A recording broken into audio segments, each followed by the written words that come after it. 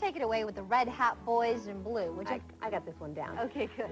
Sometimes I look on the cable news channels. I see women wearing very low-cut shirts and lots of makeup, and, you know, their hair is kind of tousled, and they look like they're working as cocktail waitresses instead of newscasters.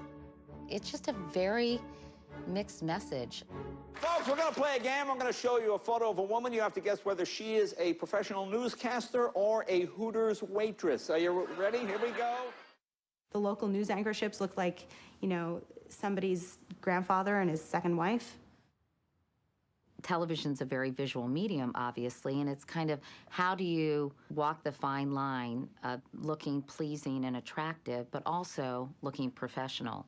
I look back on my Today Show interviews and I think, geez, my skirt is way too short.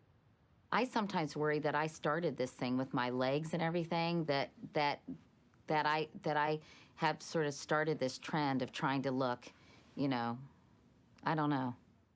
There is so much pressure to look a certain way. When I'm on television, I never try and explicitly dress sexy. I don't want to distract from the stories that I'm telling. I want you to focus on what I'm saying. There's a lot of words in my show, and I work really hard on getting them in the right order. For some people, I will always be too hideous a creature to be on television. That's fine. But if you can get over that on day one, it's going to stay the same for the whole time that I'm on the air. I think it's really hard for women today. The emphasis on women's appearance affects more than just women on screen. It's affecting women's ability to participate in the political process. Ironically, the more power women gain, the stronger the backlash against them. And this phenomenon is most evident in the way the media disrespects our female leaders.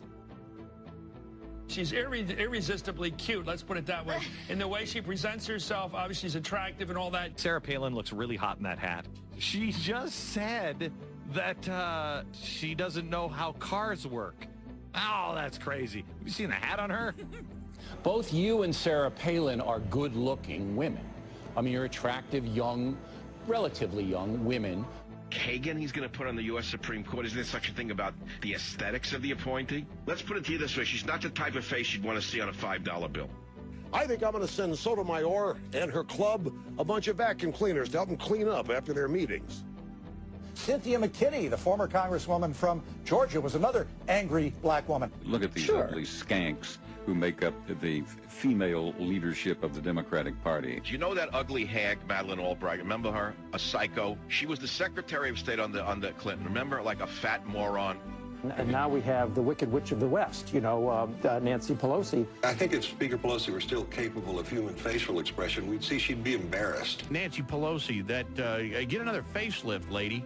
Another reason why it's very rare to find a woman worthy of serving in political office. And it's bye-bye Pelosi.